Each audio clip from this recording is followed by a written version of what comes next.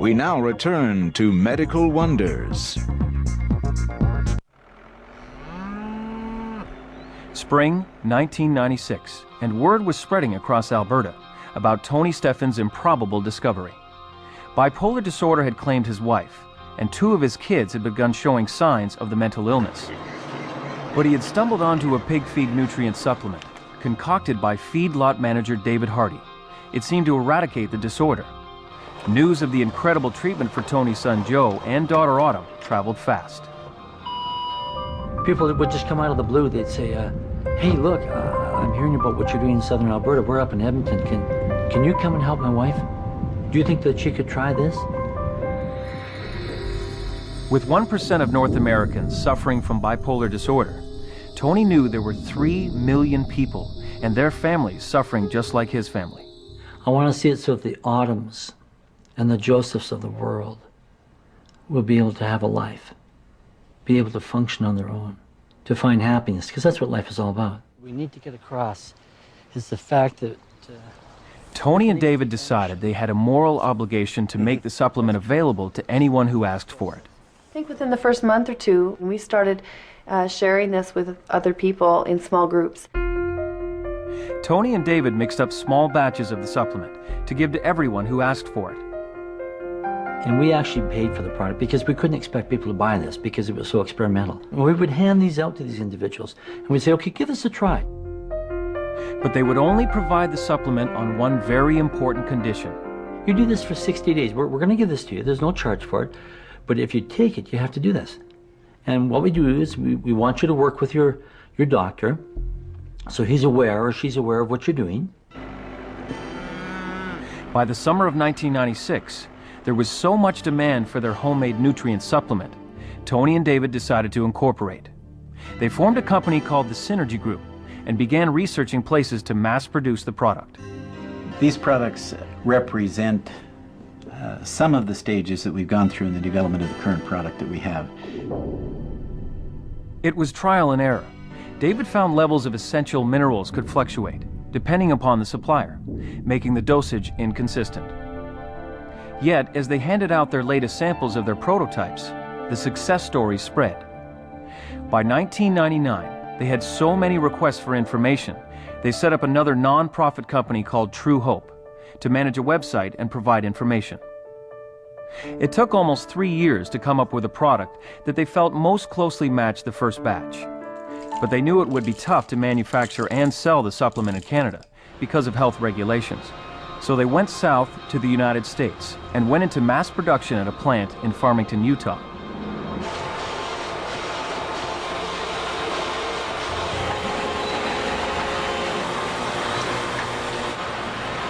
They named their product Essential Minerals Power Plus, or EM Power, and began selling it by mail order. To date, over 3,000 people in Canada and the US spend over $100 a month to take the pills every day.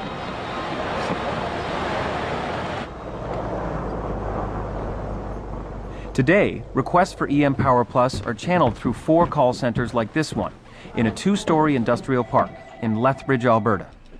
Truehope Support Center, how may I direct your call? The call centers are staffed by people who now take EM Power. Now, I'm a Bipolar 1 rapid cycler. The only thing I take is a supplement. I have a brand new life. The loading dose is 32 pills a day. You take them 4 times a day, and you wouldn't want to take them on an empty stomach. We do encourage that your doctor get involved. If you can talk to him, we'll send out information, or even talk to him if he's willing. We'll talk to you in a month. Bye-bye. What qualifies them to give advice to people about any nutritional product for psychiatric problems? Not everyone has leapt on the EM Power bandwagon. I pay attention to the kind of things that are hyped on the internet and on television. This has to be some kind of dubious product. Dr. Terry Polivoy is a dermatologist in Waterloo, Ontario. Polivoy runs a website called Canadian Quackery Watch.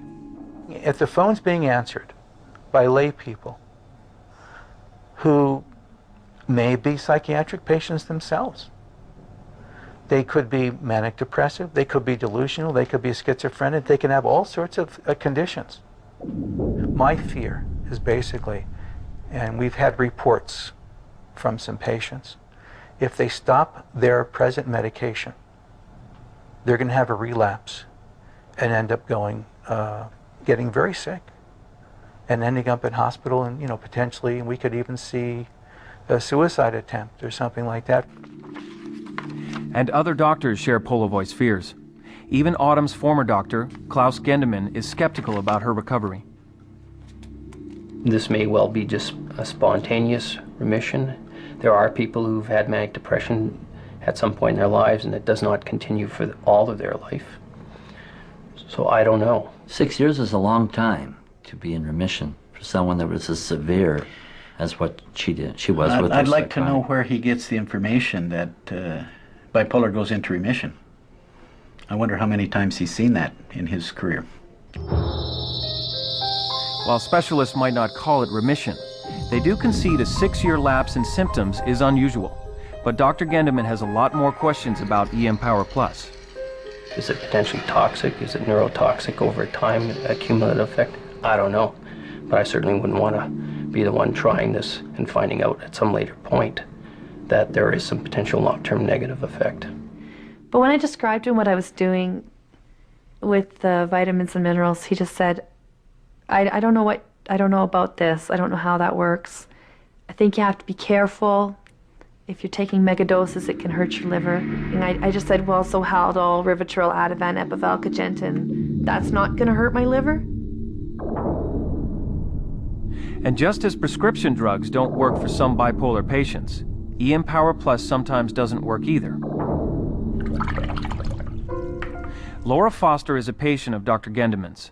He agreed to supervise Laura as she tried EM Power Plus just before a big family wedding.